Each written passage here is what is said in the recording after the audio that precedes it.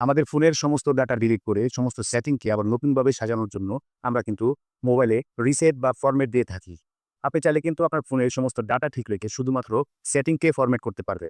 আর এজন্য আপনি আপনার ফোনের সেটিং অপশনটি ওপেন করে নিন। আগে থেকে জানিয়ে রাখাই ভালো, ফোন ভেদে কিন্তু এর সেটিং এর কিছু পার্থক্য হতে পারে। আমি যে ফোন থেকে ভিডিওটি করেছি সেটি হচ্ছে Oppo A77s। এবার স্ক্রল করে নিচের দিকে চলে আসুন। নিচের দিকে আসলে আপনি এডিশনাল সেটিং নামে একটি অপশন পেয়ে যাবেন, এটির ভিতর প্রবেশ করুন। আবারও স্ক্রল করে নিচের দিকে আসলে আপনি ব্যাকআপ অ্যান্ড রিসেট নামে একটি অপশন পেয়ে যাবেন, আপনি এটার ভিতর প্রবেশ করুন। এবার নিচে থাকা রিসেট ফোন নামে যে অপশনটি আছে আপনি এটার ভিতর প্রবেশ করুন। এখানে আসলেই আপনারা তিনটি অপশন খুঁজে পাবেন। এর মধ্যে নিচের দিকে যে অপশনটি আছে ইরেজ অল ডাটা, আপনারা যদি এটার উপর ক্লিক করে আপনাদের ফোনকে রিসেট করেন তাহলে আপনাদের ফোনের সমস্ত ডাটা এবং সেটিং কিন্তু ফরম্যাট হয়ে যাবে। এবং মাঝখানে যে অপশনটি আছে রিসেট অল সেটিং, এটির উপর যদি ক্লিক করে আপনারা আপনাদের ফোনকে রিসেট বা ফরম্যাট করেন তাহলে আপনাদের ফোনের সমস্ত সেটিং কিন্তু শুধু রিসেট হবে, আপনাদের ডাটা অক্ষত থাকবে।